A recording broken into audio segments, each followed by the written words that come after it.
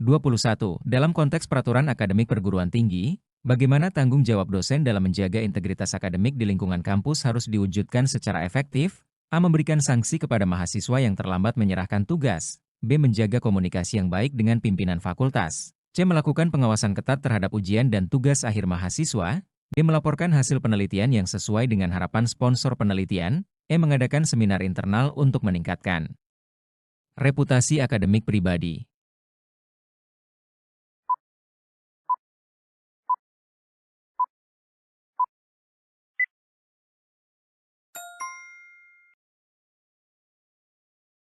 Untuk menjaga integritas akademik secara efektif, dosen seharusnya melakukan pengawasan ketat terhadap ujian dan tugas akhir mahasiswa. Pengawasan yang baik membantu mencegah kecurangan dan memastikan keadilan dalam penilaian. 22. Sebuah perguruan tinggi mengeluarkan kebijakan baru tentang perpanjangan studi bagi mahasiswa yang belum menyelesaikan studinya dalam waktu maksimal. Berdasarkan prinsip keadilan akademik, apa yang seharusnya menjadi pertimbangan utama dalam penerapan kebijakan tersebut? A. Kepentingan mahasiswa yang memiliki prestasi akademik. B. Situasi ekonomi mahasiswa yang tidak mampu membayar biaya tambahan. C. Keseimbangan antara kebutuhan mahasiswa dan kebijakan yang berlaku. D. Jumlah mahasiswa yang telah lulus tepat waktu di angkatan sebelumnya. E. Kepatuhan mahasiswa terhadap aturan kehadiran selama perkuliahan.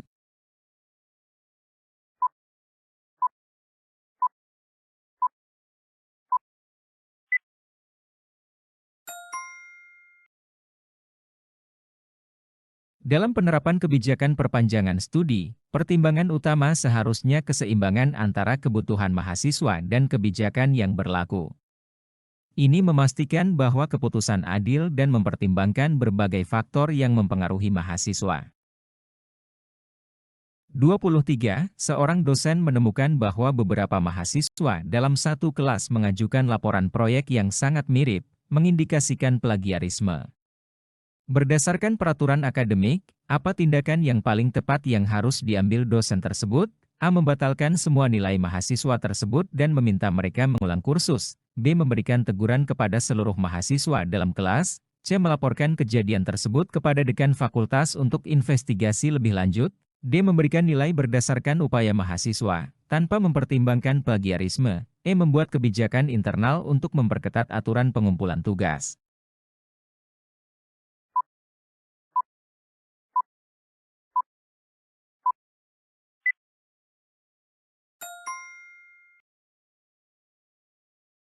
Tindakan yang paling tepat dalam situasi ini adalah melaporkan kejadian tersebut kepada dekan fakultas untuk investigasi lebih lanjut. Ini memastikan proses yang adil dan sesuai dengan peraturan akademik yang ada. 24. Dalam proses penyusunan kurikulum baru di perguruan tinggi, bagaimana cara dosen dapat berkontribusi secara efektif untuk memastikan kurikulum tersebut relevan dengan perkembangan ilmu pengetahuan dan kebutuhan dunia kerja? A. Mengikuti arahan dekanat tanpa memberikan masukan tambahan. B. Mengadopsi seluruh materi dari kurikulum internasional yang populer. C. Melakukan riset tentang tren industri dan melibatkan pemangku kepentingan eksternal. D. Mengandalkan silabus lama dan menambahkan beberapa topik baru secara acak. E. Mengutamakan pengurangan jumlah mata kuliah agar beban belajar mahasiswa berkurang.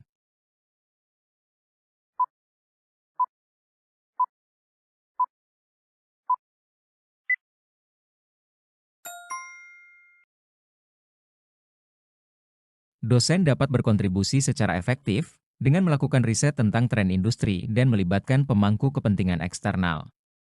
Ini akan memastikan kurikulum relevan dan memenuhi kebutuhan saat ini. 25. Sebuah perguruan tinggi memiliki kebijakan wajib bagi setiap mahasiswa untuk menyelesaikan skripsi sebagai syarat kelulusan. Berdasarkan aturan akademik, apa yang harus dilakukan dosen jika terdapat mahasiswa yang memiliki kesulitan serius dalam menyelesaikan skripsinya?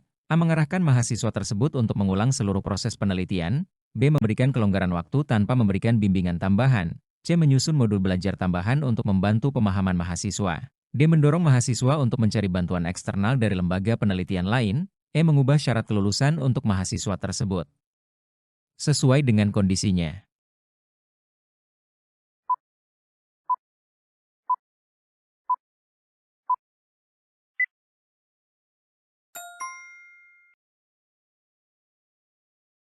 Dosen seharusnya menyusun modul belajar tambahan untuk membantu pemahaman mahasiswa.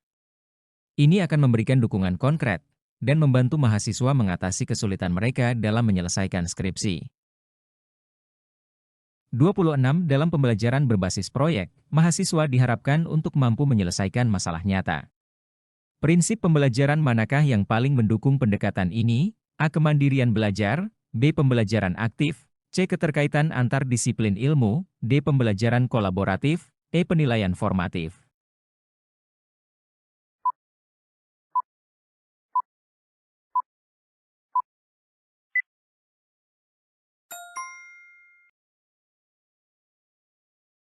Prinsip yang paling mendukung pembelajaran berbasis proyek adalah pembelajaran aktif. Pendekatan ini mendorong mahasiswa untuk terlibat secara langsung dalam proses penyelesaian masalah nyata. 27. Dalam konteks pembelajaran yang efektif, bagaimana seharusnya seorang dosen menyusun materi ajar agar dapat memenuhi kebutuhan mahasiswa dengan latar belakang yang berbeda?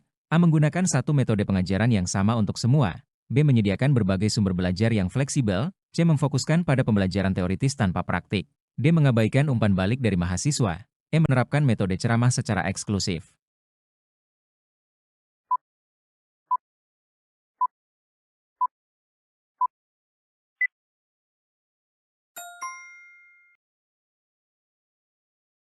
Seorang dosen seharusnya menyediakan berbagai sumber belajar yang fleksibel. Ini memungkinkan mahasiswa dengan latar belakang yang berbeda untuk belajar sesuai dengan gaya dan kebutuhan mereka masing-masing. 28. Apa yang menjadi tujuan utama dari penerapan prinsip keterlibatan mahasiswa dalam proses pembelajaran di perguruan tinggi? A. Meningkatkan jumlah absensi mahasiswa. B. Membuat mahasiswa lebih tergantung pada dosen. C. Mendorong mahasiswa untuk aktif berpartisipasi dalam proses belajar. D. Mempermudah dosen dalam menyampaikan materi. E. Mengurangi waktu yang dibutuhkan untuk menyelesaikan kursus.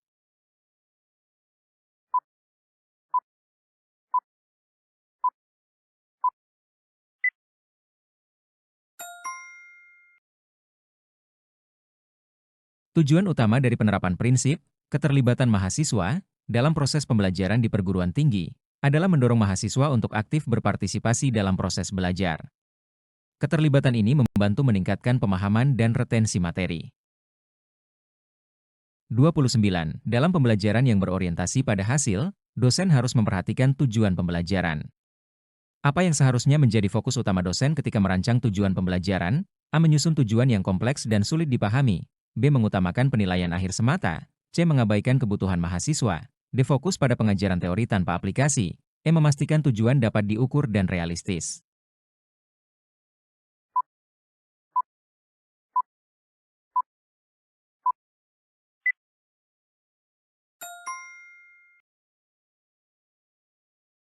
Fokus utama dosen ketika merancang tujuan pembelajaran seharusnya adalah memastikan tujuan dapat diukur dan realistis. Ini membantu dalam mengevaluasi pencapaian mahasiswa secara efektif. 30. Dalam rangka menciptakan lingkungan pembelajaran yang inklusif, dosen perlu mempertimbangkan berbagai aspek. Manakah dari berikut ini yang paling penting untuk dipertimbangkan? A. Menghindari diskusi di kelas. B. Menyediakan materi yang sama untuk semua mahasiswa tanpa penyesuaian. C. Menggunakan bahasa yang sulit dipahami. D. Mengutamakan pendapat dosen di atas mahasiswa. E. Memastikan semua mahasiswa merasa diterima dan didengarkan.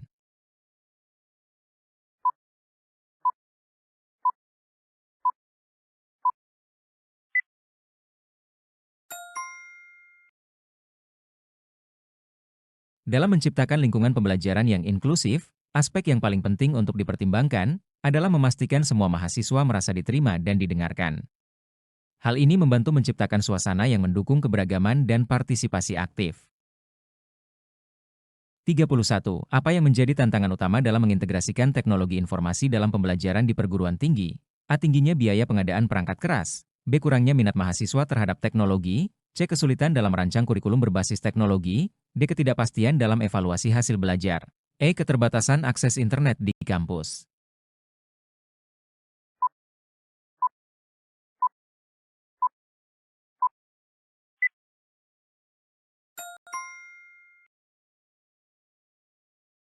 Tantangan utama dalam mengintegrasikan teknologi informasi dalam pembelajaran di perguruan tinggi adalah kesulitan dalam merancang kurikulum berbasis teknologi.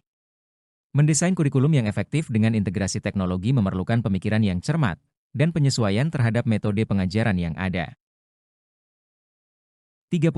Dalam konteks pembelajaran online, metode mana yang paling efektif untuk meningkatkan interaksi antara dosen dan mahasiswa? A. Kuliah tatap muka secara langsung. B. Diskusi kelompok kecil menggunakan platform video conference. C. Penggunaan materi ajar berbasis teks saja. D. Penugasan individu yang tidak melibatkan diskusi. E. Penggunaan kuis otomatis tanpa umpan balik.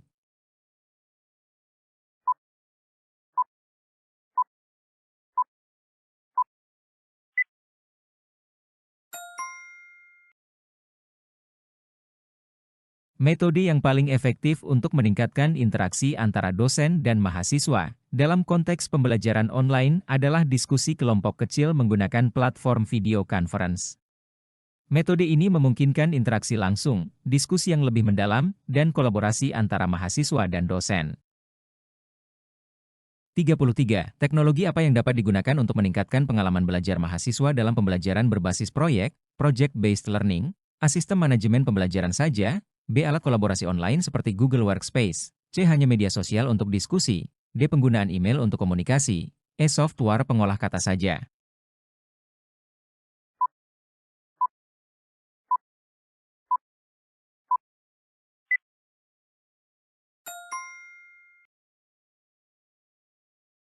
Teknologi yang dapat digunakan untuk meningkatkan pengalaman belajar mahasiswa dalam pembelajaran berbasis proyek adalah alat kolaborasi online seperti Google Workspace.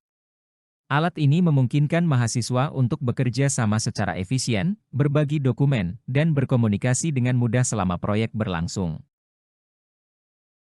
34. Dalam mengembangkan kompetensi digital mahasiswa, pendekatan mana yang paling tepat untuk dosen? A. Mengandalkan pembelajaran mandiri tanpa arahan, B. Menggunakan pendekatan instruksional yang ketat dan kaku, C. Memfasilitasi penggunaan berbagai teknologi dengan bimbingan yang sesuai, D. Menyediakan sumber belajar tanpa umpan balik, E. Menggunakan teknologi hanya sebagai pelengkap tanpa integrasi.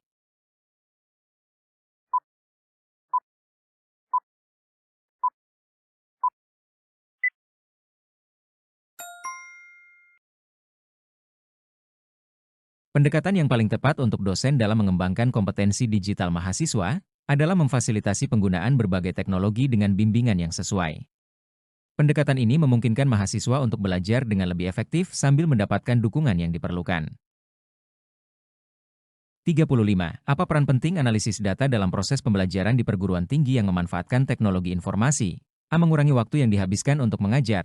B. Meningkatkan efektivitas pengajaran melalui pemahaman perilaku mahasiswa. C. Menyediakan informasi yang tidak relevan untuk pengambilan keputusan. D. Hanya berfungsi untuk penilaian akhir mahasiswa. E. Memfokuskan perhatian pada hasil ujian saja.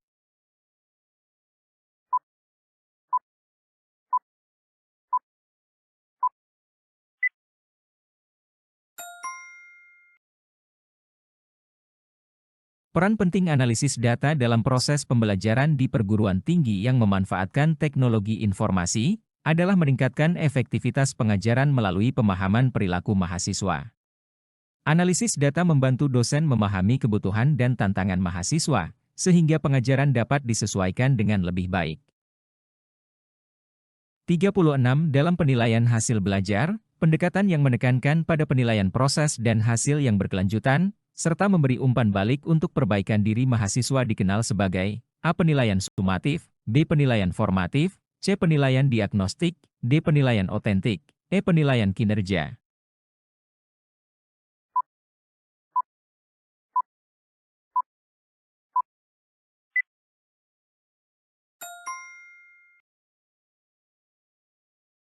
Pendekatan yang dimaksud adalah penilaian formatif. Penilaian ini fokus pada proses belajar dan memberikan umpan balik untuk membantu mahasiswa memperbaiki diri secara berkelanjutan. 37. Salah satu tujuan dari penilaian hasil belajar adalah untuk memberikan informasi tentang pencapaian kompetensi mahasiswa. Manakah dari opsi berikut ini yang merupakan contoh dari penilaian autentik? A. Ujian akhir semester yang terstandar. B. Tugas kelompok yang menghasilkan produk nyata. C. Kuis harian dengan pilihan ganda. D. Tes tulis untuk mengukur pemahaman konsep. E. Pengukuran nilai absensi mahasiswa.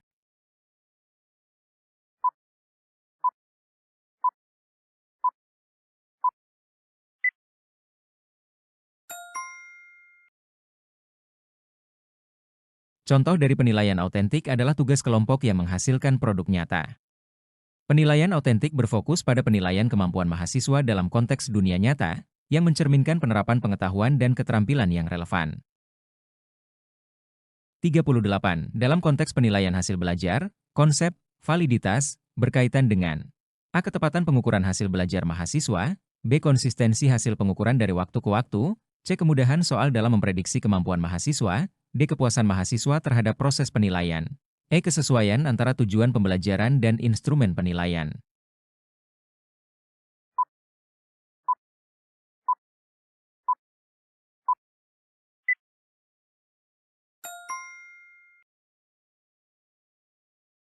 Dalam konteks penilaian hasil belajar, konsep validitas berkaitan dengan kesesuaian antara tujuan pembelajaran dan instrumen penilaian.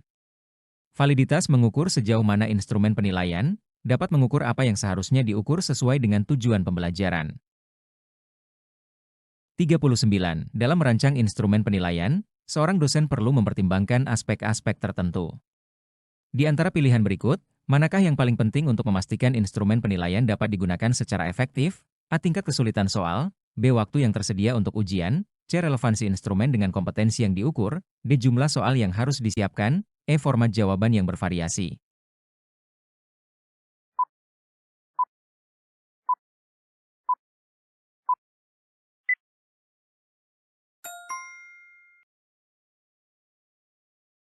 Pilihan yang paling penting untuk memastikan instrumen penilaian dapat digunakan secara efektif adalah relevansi instrumen dengan kompetensi yang diukur. Instrumen penilaian harus selaras dengan tujuan pembelajaran agar dapat mengevaluasi kompetensi mahasiswa dengan tepat. 40. Salah satu pendekatan penilaian yang mengharuskan mahasiswa untuk melakukan refleksi terhadap pembelajaran mereka sendiri dan mengidentifikasi area untuk pengembangan lebih lanjut dikenal sebagai A. Self-assessment, B. Peer assessment, C. Summative assessment, D. Formative assessment, E. Norm referenced assessment.